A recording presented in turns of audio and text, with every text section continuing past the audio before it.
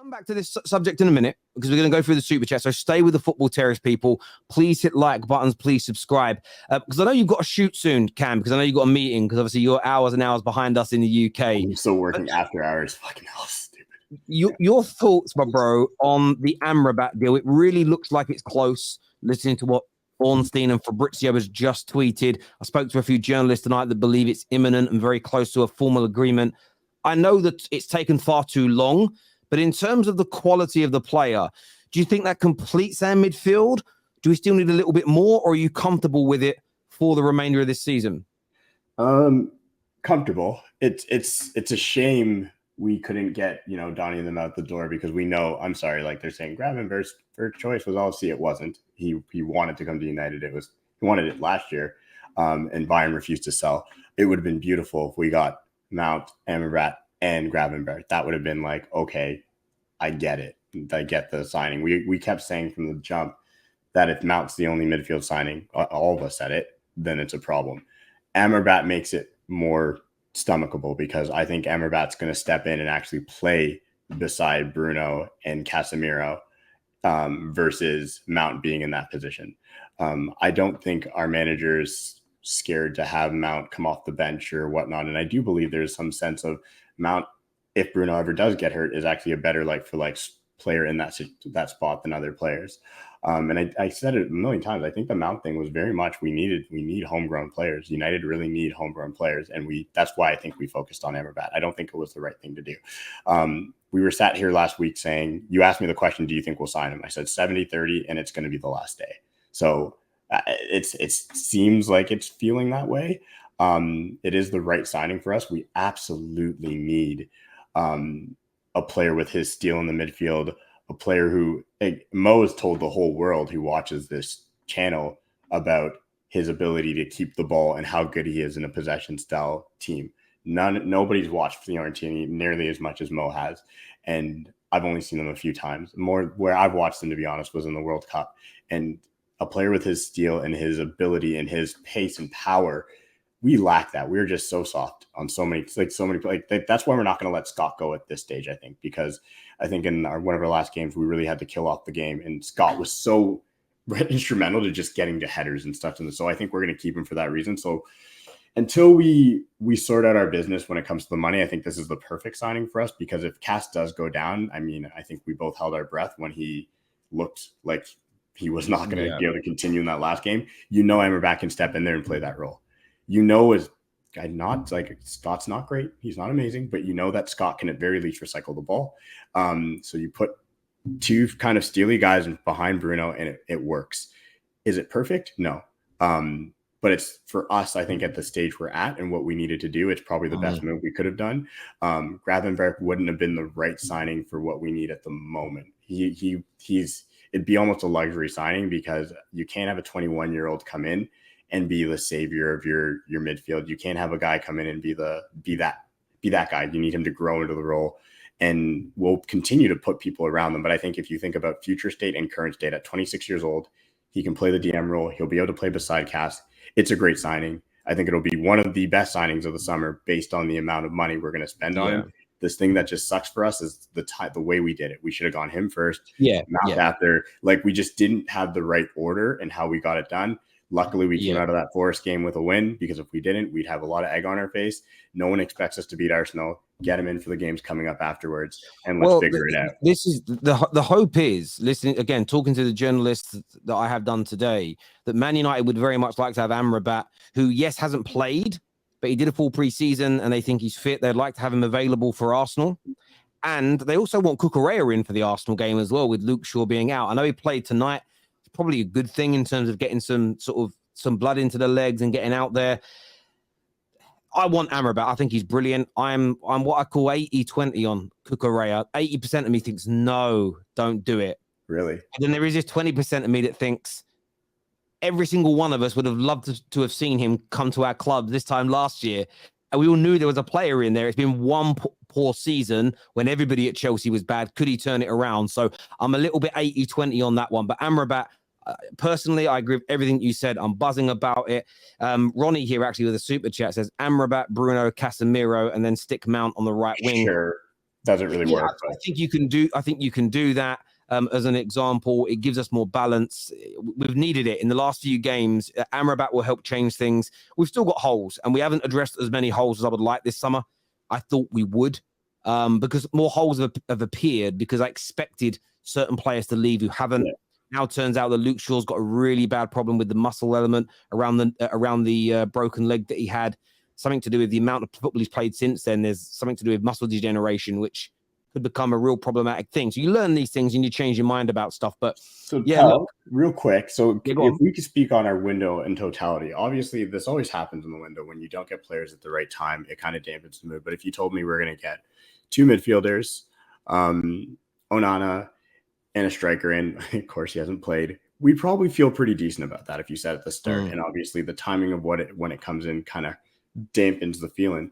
But then with the Cucurella signing, and as much as, like, listen, not every player that Chelsea was going to buy was going to bang there. And they had a lot of hard times there. And I get it. Everyone's saying, a lot of my Chelsea friends here in Canada are saying, like, the guy can't play in a back four. He gets caught out.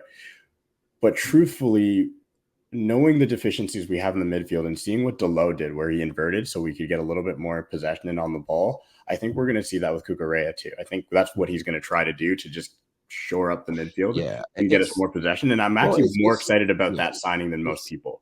It's interesting. Before we go back to Cole Palmer and talk a bit about Arsenal and Liverpool as well. So stay with us for that, viewers. I know that Man United chat annoys our rivals because everyone's rivals, but the manager called this out in a press conference. He said the midfield hasn't been an issue this season. And we as football fans go, yes, it has. We saw it get run through. He's like, no, it's to do with the back and the front. And essentially, I've been trying to ascertain what that means because, again, journalists don't follow up and answer the question, what do you mean by it's the back and the front? And all I can assume that he's implying is, well, when our 2 midfielders went forward, our fullbacks didn't invert and it left holes, which is why, and Thierry Henry said this the other day, it was so funny, because Arsenal fans are like, Jack out of nowhere become a very good player. And Henry I think David Seaman asked him the question, and Henry just looked at Seaman like, no, he didn't become a good player. He suddenly wasn't being asked to play football outside his own box, which he's not good at. And he said he was allowed to go further forward, and he was able to go further forward, and Arsenal weren't getting caught out because they inverted their fullbacks. He went, it really isn't difficult. And if you look at those opening 2 games, Man United's midfielders were pushing forward, but when we lost the ball, we were getting run through because nobody was inverting. So if what you say about Cucurella is true, you're going to invert, you're going to cover those holes, and there should be an improvement. Now, proof's in the pudding. Let's see what we do in reality, but it makes sense. And that's what the manager believes the problem is. So we'll see whether he's right or wrong. Still the manager's fault, Tel. Still the manager's fault. It's always it is because Wan-Bissaka, who's been your main starting right back since the beginning of the season, and then Luke Shaw, who's been your left back, they're not inverting left back and right backs. They're traditional left back, right backs go up and down the pitch. I mean, Wan-Bissaka doesn't really tend to go up and down the pitch. So I think your manager's trying to, play a little bit of a blinder there. I think he knows even that midfield is unbalanced. Where I would agree with you, it's on the manager in terms of he picked the personnel, and if the personnel make mistakes, you can bring it back to the manager. Well, he picked the players that he thought could do the tactics, and they didn't deliver for one reason or another. So I can accept that. I'm not going to argue that point. But again, last season, when AWB came back, and we all went, Jesus Christ, this guy's got back to a decent level again. He spent a lot of his time coming into the inside areas of the pitch. So you could call that. So again, he's never going to be an inverted player like a Zinchenko, who is an amazing playmaker, or a Philip Lahm, who's just an excellent footballer. He's never going to part with our fullbacks are not going to pass the ball around like Trent does. But there's more than one way to skin a cat. Their job when it comes to inverting is coming in to cover the holes defensively that the attacking midfielders leave, so they can stop the counterattacks and the transitions. That's what he wanted them to invert. So it was more of an invert when we were attacking and not in possession per se. So it's more of a covering situation. Very much like, imagine if the reason why Trent's been exposed more at Liverpool in the past couple of years is because Jordan Henderson's legs went. When Henderson was able to cover his position defensively as a right back, no one noticed the mistakes from Trent because it was being recovered. Does that make sense? So the reason why we're saying a Klopp, like, why are you not fixing that problem, is because we're now seeing those issues that didn't exist before. So I get where you're coming from, but he doesn't mean, when I say invert, I'm not talking about going in there and doing a Kimmich or a Philip Lahm. I'm talking about covering defensive holes. That's all I mean by it, mate. Brandon, I see where you're coming from, because I still think it's full of shit. I think he's full of shit in the media. I do. I don't think he tells the media the truth at all. No, I I understand. I understand that. I understand it, but at the same time, from my point of view, when you look at the team and the fact that so many men were committed forward and nobody was coming on the inside, it doesn't make sense to set your tactics up like that. Now, maybe he did, and he's just saying that nobody covered on the inside, but it's not even a modern day tactic. It's how football's always been. If a fullback goes forward, somebody has to go and cover his position. If you don't and get caught on the counter, it gets called out. So for me, I don't think we're talking about something which is new and innovative for 2023. I think we're talking basic football. Now, you can say it's an excuse, but it's interesting. I like the challenge, because for me, I hear that a lot now. When someone says, why did your team lose today? And you say, these are the 4 or 5 mistakes we made. People say, you're making excuses. I'm like, no, that's not an excuse. That's the reason. Like, do you know what I'm saying? I don't know. But listen, I wouldn't know, because obviously I didn't watch the Man United Forest game because I was watching the Arsenal game, obviously. But yeah, you played Eriksen in the midfield, didn't you, in that game? Yes. Did your midfield look more balanced with him in there? So it's a really hard game to judge the issues, and I'll tell you as to why. Because the 2 goals they scored in the opening 3 minutes, right? They were nothing to do with our midfield being run through. Yeah. We then went on the front foot and they sat back very deep and we pinned them. However, what we did, if you go back and watch the game, when, for instance, we were attacking down the right-hand side, Luke Shaw was tucking into the midfield areas and vice versa. So there was players in there protecting those positions against transitional counterattacks.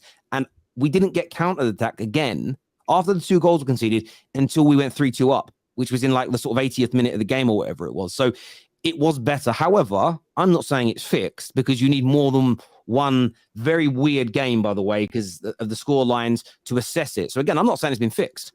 You need to see more work on it, but it's hard to say whether we had more balance because we conceded so early and they sat back. Does that make sense? So it's a hard one to judge. I do think just touching on Amrabat, because I know you're on that subject at the moment. I do think he will balance your midfield a lot better. The way he retains possession and that. Mason Mount and Bruno Fernandes are too similar to me. You know, they both want to do that attacking side of the game where, you know, they're kind of playing these passes that will break defenses apart if it comes off. But, you know, a lot of the time they tend to lose the ball kind of thing. And yes, Mason Mount works hard as well, but Amrabat retains possession, recycles the ball very well. I've only watched him in a small sample size. Obviously, the Conference League final, and then of course the World Cup as well. He was excellent in the World Cup as well. I'm surprised there's not more teams in for him for the price tag that you're going to be paying, to be fair. Yeah, listen. So I think he will balance us out and he'll give us a lot more. I understand exactly what you said about Mount and Bruno both being in the team. I didn't want to see Mount start as well. So that's an element that I solely put on the manager. And I think that's probably exaggerated the issues as well in the midfield that we already had as an example. But the manager wanted us to be more attacking, more forward thinking. What's crazy is in the opening 3 games of the Premier League, nobody has won possession in their opponent's back third of the pitch, so that in the final third for them, more than Man United. The problem that we've had, and we did this so much to Wolves, we won the ball back. And I know every United fan watching was like, yeah, come on, let's go and score. Let's show this new addition, a way of playing is going to work. And then within 2 passes, we'd lost the ball, but everybody jumped forward to commit to that attack, and we were getting caught. So it's about working things out as well. So I hear the challenge 100%. Boys, I want to go to some of these super chats here because I don't want to ignore them. This here says, Amrabat loan rejected, Terry. Am I wrong? Yes, to a degree. So it looks like Man United suggested a loan, and they said, no, we're not doing a loan solely. There's 2 options at the minute. It looks like Man United might just bid to buy him outright, but there's also an option of a loan with an obligation to buy, but nothing has been rejected in terms of formal bids as of now, my friend.